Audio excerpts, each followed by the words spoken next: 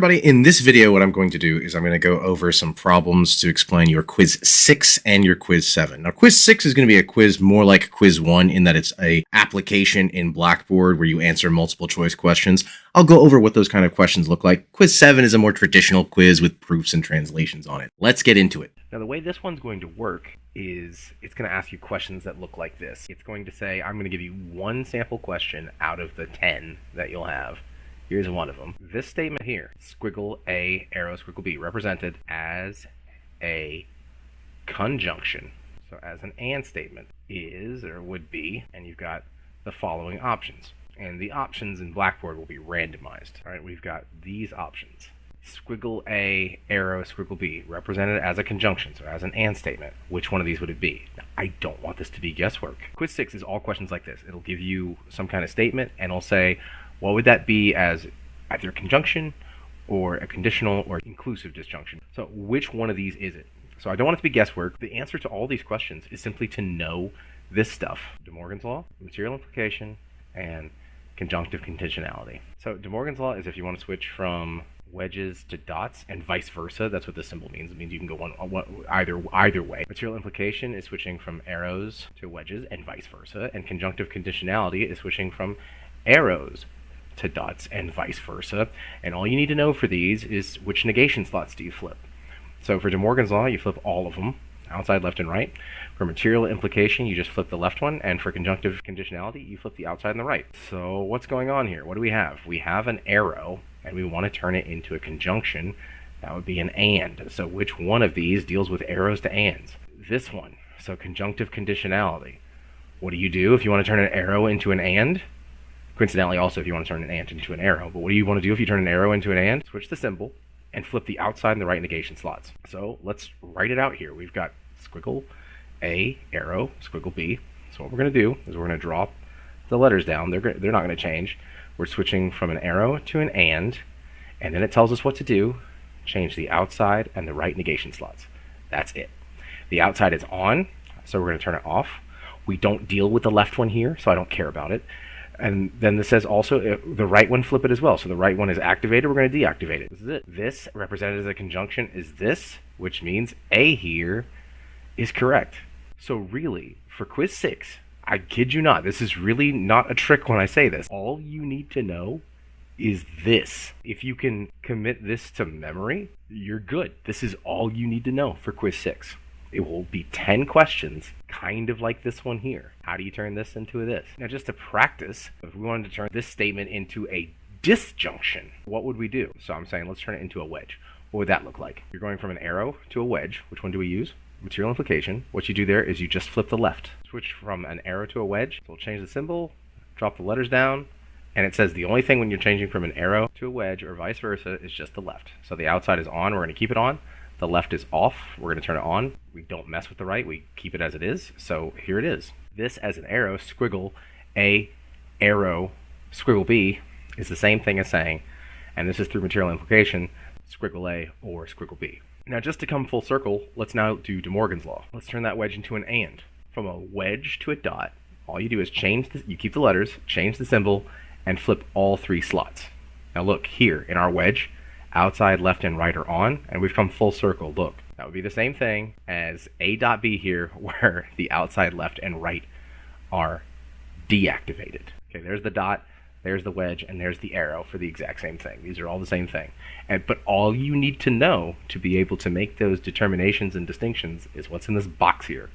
That's it. That's all you need to know. Now, this is all you need to know for quiz 6. The reason why there's a quiz on it is because it makes quiz 7 a bit easier, and quiz 8 much, much easier. If you can do this stuff and have this committed to memory, quiz 8 will be much, much, much easier. Okay, because quiz 8 is a bunch of other rules like this too, where you have to kind of see what's on the page and go, oh, I've got this thing, I can convert it into this. So it's a lot more conversion rules where if you can notice that something's there, you'll be able to switch it into something else. And you remember there were some problems that we did already where if you could see that you could do one of these, it could save you as many as 10 steps. When we get to stuff on quiz 8, it could save you as many as 20, 30 steps. So let's look at some stuff now that would be applied from quiz 7. So here's one. So this is probably the longest translation one, but I'm giving it to you here in the prep for it.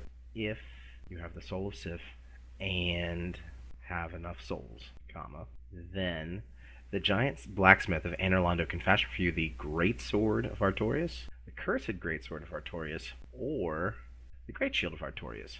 And so since this is a list, that means there's actually an or hiding here as well. So I'm just going to write the word or. So it's basically saying the great sword, or the cursed greatsword, or the great shield. And then there's a semicolon here, and on the quiz this will feel much bigger, but that means this is where the stuff on this side is grouped together, and the stuff after this is grouped together. But each playthrough is a sufficient condition to acquire only one exclusively among the great shield of Artorias.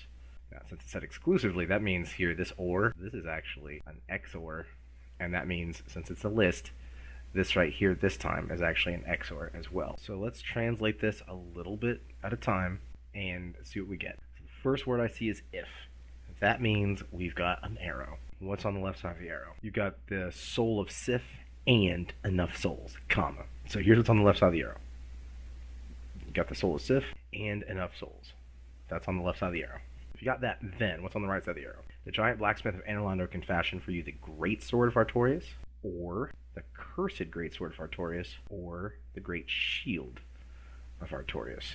And I said here that semicolon means here's a stop. All of this that's come so far is itself going to be on one side of this conjunction. So ultimately this is going to be a conjunction. So let's first of all talk about the right side of the arrow. Is this dyadic? No. But this would be the right side of the arrow, but then I need to make the inside of this dyadic. Now since it's all ors, it doesn't matter where I put the parentheses. I could put them around the G wedge C. I could also instead put them around the C wedge A. That's just as fine. And all this is on one side of the arrow, which means the next thing that's going to happen is a dot, and then that means all this is grouped together. So this is all one thing. And from here, following the dot, what do we got? Each playthrough is a sufficient condition. Sufficient condition for what? To acquire only one exclusively. That's letting you know, hey, there's an XOR coming among the great sword of Artorias, XOR the cursed great sword of Artorias, XOR the great shield of Artorias. So it's saying on the right side of the arrow, we've got G XOR C XOR A. So this is all on the right side of this arrow. And then inside here, where do the parentheses go? It doesn't matter. I could put them around the G XOR C. I could also put them around the C XOR A. That would be just as fine. Which means there's basically 4 possible combinations I could have in this problem. It could look like this. These parentheses could be here. These parentheses could be here, and these parentheses could be here. Any of those would be fine. But then, since all the stuff I just said from playthrough on is itself on the right side of this but, all this needs to be grouped together as well. And so right here, the way this is one version of the correct answer to this one. A lot of grouping stuff, but it's still straightforward. It's just big. Okay, here's another translation one from Quiz 7. This one says, if you've ever seen Spirited Away or Princess Mononoke, then you'll have a sense of what Hayao Miyazaki films are like. First word I see is an if, and the then isn't until here, which means everything up to this point is on the left side of the arrow. So what do we got?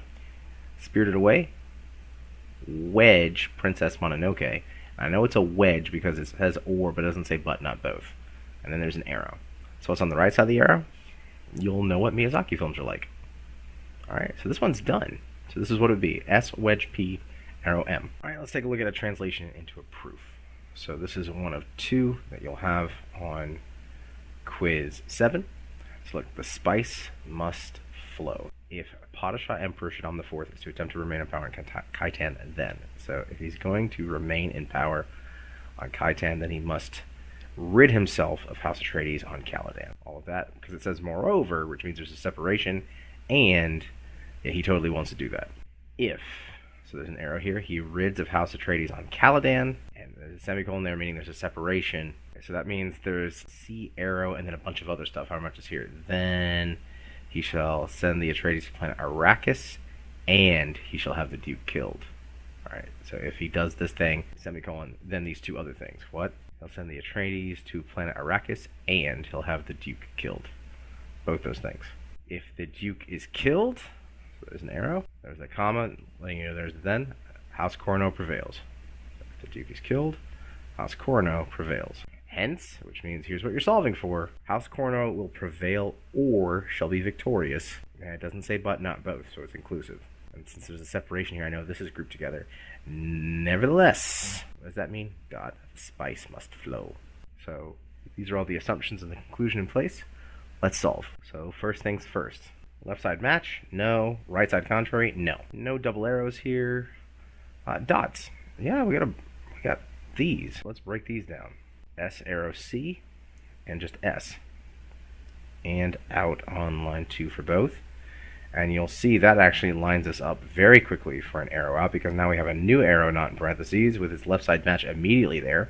Line 7, that gets us C. Arrow out, 5 and 6. And now with the C, can we do another arrow out? Yeah, from this arrow that's been here since the beginning. A dot D. Arrow out, 3 and 7. What's the next thing I can do? Another and out on these dots here. We get A and D separately. Granted, I will never need to use this line 9. Then what can I do with that D? Arrow out. It's a left side match for that D that I've had since the beginning, which gets me P. Arrow out, 4 and 10. All right, now I've got P. What do I need to get? I'm trying to get P, wedge, V, and F. Now look, I actually already have the F. I've had it since line 1. I already have the P here. I have it line 11. Notice nowhere in here is there a V. It does not appear. But since it's a wedge, I know I can do a wedge in. So line 12, that's going to be P, wedge, V, wedge in. Then what do we add the V onto? Line 11, and then check it out. Now I just do an and in of P, wedge, V, and F. And that's and in 12 and 1. And again, what we were going for an and I told you early in the semester, if you're trying to go for one of these, most likely scenario, your last move is going to be an and in. There it is, 12 and 1. Now let's take a look at one of the proofs that's on quiz 7 that you'll need to do. So this one right here. So first of all, can I do an arrow out with these in play? A, X or B, X or M, squiggle T, U arrow, squiggle T arrow, squiggle S, and then T wedge U. Do I have arrows in play? I do. Not in parentheses. Left side matches? No. Right side contraries? No. Double arrows? I don't need to worry about. Any dots to break apart? No. Double negations to do? No. Wedge in? No. Alright, wedge out. Do I have a disjunction? I do. Remember when I'm looking to do a wedge out. Is this on the left side of an arrow somewhere? No. And neither is this one. So that's not a thing. So then, this is where quiz 6 will come in handy.